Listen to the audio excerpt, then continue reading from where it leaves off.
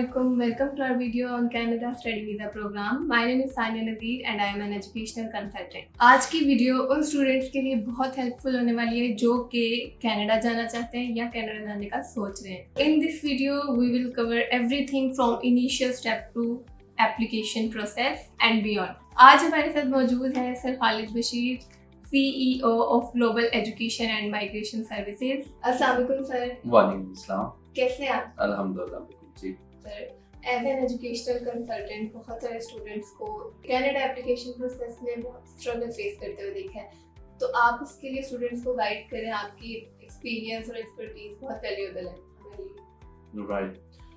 ऐसा है कि कनाडा के जो स्टूडेंट वीज़ा है वो दो टाइप्स हैं उसकी. एक को एसडीएस प्रोग्राम कहते हैं, एक को नॉन एसडीएस प्रोग्राम कहते हैं. एसडीएस प्रोग्राम को उर्फिया में न्यू रूल कहते हैं और नॉन एसडीएस को ओल्ड रूल कहते हैं. एसडीएस प्रोग्राम को अगर हम कहें तो उसमें 3 बेसिक रिक्वायरमेंट है student have to fulfil. Number 1, बच्चे का 6 इन ईच कंपोनेंट होना चाहिए इन आइल्स. पहले तो जस्ट आइल्स अलाउ था एज पर द वैसी रिक्वायरमेंट, अब उन्होंने पीटीई भी उसमें शामिल कर दिया, तो पीटीई भी सेंटर बेस्ड. तो एक तो ये रिक्वायरमेंट है. नंबर 2, जो यूनिवर्सिटी या कॉलेज आप सिलेक्ट करेंगे from DLI list. DLI basically designated learning institute की कंप्लीट फहरिस्त है जिससे आपका इंस्टीट्यूट सिलेक्ट करना जरूरी है. उसमें उसका नाम होना चाहिए. और दूसरा कि उन्होंने बच्चे ने 1 साल की पूरी फीस यहाँ से पे ऑफ करनी है. Number 3, instead of bank statement Canadian bank में बच्चे का अकाउंट ओपन होगा और जिसमें वो $20,635 जो है वो ब्लॉक अकाउंट में रखेंगे जो उनको वीजा लगने के बाद थोड़े थोड़े करके मिलेंगे. तो ये तो हो गया SDS program. Non SDS program का सेम वही तरीकेकार है जैसे यूके का ले लें, स्कॉटलैंड का ले लें, कि उसमें आप 1 सेमेस्टर की फीस ऑन एवरेज पे ऑफ करते हैं. आइल्स की रिक्वायरमेंट फॉर बैचलर्स वही सेम, ओवरऑल 6 बैंड है. मास्टर्स की requirement overall 6.5 with each component 6 है. और यहाँ पर बैंक स्टेटमेंट रिक्वायर होती है इंस्टेड ऑफ जीआईसी अकाउंट. तो ये 2 बेसिक रूल्स हैं जिसके तहत एप्लीकेशन जो है वो प्रोसेस होती है. अब ये बच्चे पे डिपेंड करता है कि उसका बजट कितना है. अगर किसी बच्चे का बजट ज्यादा है, if he can afford around 6 to 7 million, तो एसडीएस को कंसीडर करें.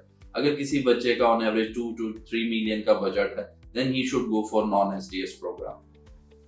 Okay sir, when a student approaches you, तो आपके इनिशियल स्टेप्स क्या होते हैं? सबसे बेसिक स्टेप जो होता है वो डॉक्यूमेंट असेसमेंट का है. इनिशियली हमें बच्चे के एजुकेशनल डॉक्यूमेंट्स रिक्वायर होते हैं फॉर यूनिवर्सिटी असेसमेंट कि बच्चा किस यूनिवर्सिटी या किस कॉलेज में क्वालिफाई करता है, और वो डिपेंड करता है उसकी क्वालिफिकेशन पे. तो उसमें एजुकेशनल डॉक्यूमेंट्स उसके चाहिए, उसकी ट्रांसक्रिप्ट्स आ गई, उसकी अपडेटेड सीवी होगी, पासपोर्ट हो गया. तो ये कुछ डॉक्यूमेंट्स हमें इनिशियली रिक्वायर होते हैं फॉर देयर असेसमेंट. तो इसकी बेस के ऊपर हम उसके लिए यूनिवर्सिटी या कॉलेज जो है वो सिलेक्ट करते हैं. Sir, what are the benefits of SDS program?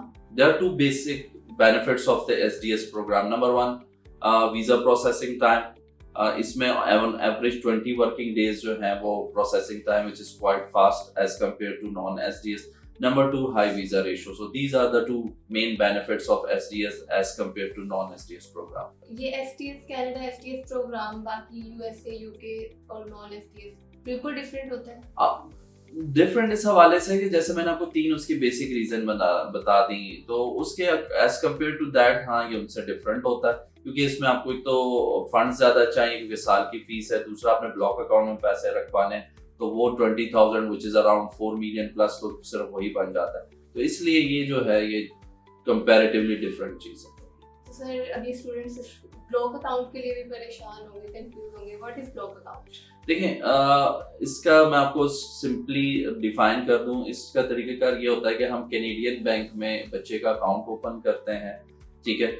उसकी बेस के ऊपर वहां से अप्रूवल आती है. अप्रूवल आने के बाद यहाँ के लोकल बैंक से उसके कैनेडियन बैंक में फंड्स ट्रांसफर होते हैं, वायर होते हैं 20,000. क्योंकि as per the state bank instruction आप वैसे पेमेंट ट्रांसफर नहीं कर सकते. You have to provide them all the proofs के आप क्यों कर रहे हैं, ठीक है. तो इस तरीके से फंड वो हमारी जो कॉम्पिटेंट टीम है वो उनको असिस्ट करती है रिगार्डिंग दैट वन. क्योंकि थोड़ा सा ट्रिकी प्रोसेस होता है और टाइम टेकिंग होता है, लेकिन हमारी टीम क्योंकि एक्सपर्ट है इन चीजों में तो वो मैनेज कर लेते हैं विद इन वीक्स ये सारे process. If the students application is rejected, तो आपके पास सेकंड ऑप्शन क्या होती है? There are a lot of options available for if God forbid a visa got rejected, किसी भी बच्चे का हो जाता है.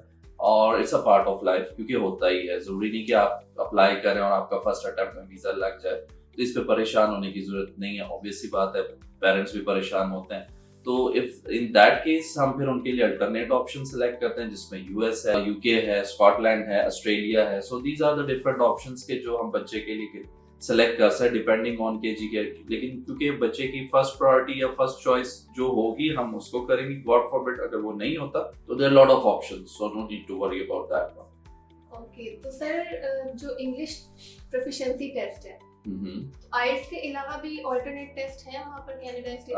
पहले तो जस्ट आइल्स ही वो एक्सेप्ट करते थे, but now they are considering PT as well, क्योंकि ये दो टेस्ट हैं जो कि एक्सेप्टेबल है। अच्छा, आपको एक चीज मैं बताता चलूं कि कुछ यूनिवर्सिटीज की आइल्स रिक्वायरमेंट है भी नहीं, बट रीजन इज क्योंकि होम ऑफिस के अंडर एसडीएस रिक्वायरमेंट है, तो that has to fulfil by the student, तो इसलिए वो फिर प्रोवाइड करना पड़ता है। तो उसमें चाहे आइल्स हो या पीटी, दोनों एक्सेप्टेबल। कनाडा एसटीएस प्रोग्राम का फीस स्ट्रक्चर सर वो बता दें। देखिए, फीस स्ट्रक्चर तो सेम वही, क्योंकि यूनिवर्सिटी की फीस सेम ही होगी जो कि है। तो ऑन एवरेज अगर आप उसको मैं आपको बताऊं तो $12,000 से लेके $25,000 के दरमियान इन बिटवीन आपको अच्छी यूनिवर्सिटीज मिल जाती हैं, और वो डिपेंड करता है आपकी पॉकेट पे। बच्चे का जितना बजट होगा हम उसको उस रेंज की यूनिवर्सिटी देंगे अंडर वन स्टॉप शॉप की तरह, कि ताकि उनके लिए प्रॉब्लम ना हो। मिसाल, एक बच्चे की कैपेसिटी 50 रुपीज है और मैं उसको 100 रुपीज की आइटम दिखाऊंगा तो it's just a wastage of time for him and for me as well, या हमारी कंपनी के लिए भी। तो हम उनसे पहले ही उनका टेंटेटिव बजट पूछ लेते हैं, जो उनका बजट होता है हम उसी के अंदर उनको यूनिवर्सिटी प्रोवाइड करता है। तो सर कोई एप्लीकेशन फीस या एडिशनल फीसेस इंक्लूड होती हैं इसके अंदर, जैसे यूएसए और यूके? नहीं, जैसे यूएस में तो दे हैव I-20 चार्जेस या एप्लीकेशन चार्जेस वो होते हैं, एंड दे हैव टू पे फ्रॉम देयर क्रेडिट कार्ड या पेपैल अकाउंट से पे करते हैं। यहाँ पर मोस्टली यूनिवर्सिटीज के नहीं होते, जहाँ नहीं होते तो वहाँ हम नहीं करते। जहाँ पर उनकी फी होती है पे करनी, तो वो हम बच्चे को इन्फॉर्म कर देते हैं और अपने कार्ड से डायरेक्टली पे कर देते हैं। सो दैट्स नॉट, लेकिन वो भी अगर हो भी तो बड़ी नॉमिनल सी अमाउंट होती है।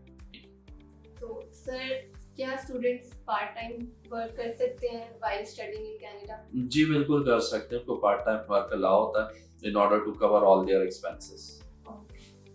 इन केस ऑफ वीजा रिफ्यूजल हाँ। कौन-कौन सी फीस रिफंड हो जाएगी? ट्यूशन फी रिफंड होती है बच्चे की, जीआईसी उसने अमाउंट डिपॉजिट करवाई है ब्लॉक अकाउंट में, वो रिफंड होती है। Embassy fees is non refundable. Sir मेरा एक लास्ट क्वेश्चन है कि why James? A good question. क्यों James? Number one, we had more than 10 years of experience. Our staff is highly qualified and well trained. Number two, transparency. हमारे कोई hidden charges नहीं है. You only have to pay our consultancy fee. The rest of the payments have been made in the concerned department. Tuition fee है तो direct university के account में, health insurance है, embassy fees है तो concerned departments में. You have to pay that one. We had a separate team for interview preparation, जो कि बच्चे को day 1 से ही उनको तैयारी शुरू करवा देते हैं spoken English की, and that is already also included in our services as well. ये हमारी फीस में ही शामिल है already, so you don't need to pay separate for that one. IELTS की, PTE की हमारी separate team है जो कि on campus online classes offer करती हैं. We also provide financial assistance. वो हमारी सर्विसेज में हम वो दे देते हैं ताकि बच्चे की एप्लीकेशन कहीं पे भी जो है वो stuck ना हो. So because of all these services which we are offering, we can proudly say that you can select GEMS and you will be one of our satisfied candidate inshallah. अच्छा sir, आप एक बार फिर STS programme का complete overview दे दें। मैं complete process उसका दोबारा से एक दफ़ा एक्सप्लेन कर देता हूँ ताकि बच्चों को समझने में आसानी हो। नंबर 1, जैसे हमने बताया एसडीएस में बेसिक रिक्वायरमेंट आर्ट्स की है, तो अगर बच्चे के आइल्स का score overall 6.5 with each component 6 है for masters and 6 overall for bachelors, तो वो हम उनकी एडमिशन प्रोसेस कर सकते हैं। जब ऑफर लेटर हम जनरेट करेंगे बच्चे का, it should be from designated learning institute, DLI में से उस इंस्टीट्यूट का नाम होना जरूरी है। ऑफर लेटर जनरेट होगा, ऑफर लेटर जनरेट होने के बाद फिर हम ऑफर आने के बाद फिर हम उनके लिए पॉल के लिए अप्लाई करेंगे, जो कि प्रोविंशियल अटेस्टेशन लेटर है, जो कि ईच प्रोविंस या स्टेट जो है इशू करेगी। एक नई उन्होंने कंडीशन रख दी है, पाल का होना अब जरूरी है। तो ये होने के बाद फिर हम बच्चे की फी पे ऑफ करेंगे, ट्यूशन फी उनको हम यूनिवर्सिटी की अकाउंट की डिटेल दे देंगे, उसमें वो डायरेक्टली अपने फंड्स ट्रांसफर करेंगे टीटी करके, जो वायर है या उसकी जो स्विफ्ट कॉपी वो हमें प्रोवाइड करेंगे। जैसे ही ये पेमेंट का स्ट्रक्चर कंप्लीट हो जाएगा, हम तमाम एविडेंस जो है वो प्रोवाइड कर देंगे एनी कैनेडियन बैंक जिसमें सस्केचुआ है, हबीब मेट्रोपॉलिटन पाकिस्तान है, चाइना बैंक और काफी सारे बैंक हैं। हम देखते हैं कि किस बैंक को हमने टारगेट करना है, कहाँ पे उनके चांसेस जल्दी हमें कंफर्मेशन लेटर मिल। जब वहां से कंफर्मेशन आ जाएगी, उसकी बेस के ऊपर जो उनके एग्जिस्टिंग अकाउंट है बच्चे का, यहाँ पे हम उनको तमाम एविडेंस प्रोवाइड करते हैं। यहाँ से फंड्स हम कैनेडियन बैंक में ट्रांसफर करते हैं। जब उनका जीआईसी का प्रोसेस कंप्लीट हो जाए, after that then we apply for their visa. Online हम वीजा फाइल करते हैं। वीजा फाइल होने के बाद हम उनकी एम्बेसी फी पे ऑफ करते हैं, जो कि वो अपने क्रेडिट कार्ड से भी पे कर सकते हैं, अपने डेबिट कार्ड से भी पे करते हैं। And then we have to wait. फिर उसके बाद उनकी बायोमेट्रिक की अपॉइंटमेंट और मेडिकल की अपॉइंटमेंट होती है, जो होने के बाद फिर then we have to wait for their final decision and hopefully कि जी उनको वीजा ग्रांट हो जाए। तो ये कंप्लीट प्रोसेस है। और हम आखिर में मैं यही कहूँगा, हम दुआ गो हैं तमाम बच्चियों के लिए, इवन देयर पेरेंट्स के जो बाहर जाने के ख्वाहिशमंद है, कि अल्लाह उन सब के लिए आसानियां फरमाए और उनका वीजा प्रोसेस ऐसे तरीके से सरअंजाम हो। Thank you so much sir for sharing your experience. I hope कि ये वीडियो आप सबके लिए बहुत हेल्पफुल रही होगी। लेकिन अगर आपका फिर भी कोई क्वेश्चन है तो आप हमारे दिए गए नंबर पे कांटेक्ट कर सकते हैं, या कमेंट सेक्शन पे हमसे कोई भी क्वेश्चन कर सकते हैं। हमारी टीम आपके साथ कांटेक्ट कर लेगी। Thank you so much.